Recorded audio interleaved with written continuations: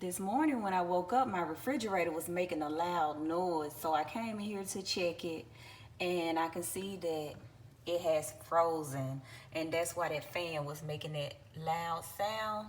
So I already took the screws out, and so what I'll do now is just pull this cover up off, and as you can see, it is frozen, you guys. It is frozen really bad up through there. So what I'm going to do is I'm going to take the blow dryer and just blow dry this to unfreeze it back there, so you can tell that it's okay. Guys, I'm gonna get started with the blow dryer. Here I got a blow dryer, and I'll see if this will fix the problem. This is like the easiest way. Now guys, this is how it looked once I got all the ice off of it. So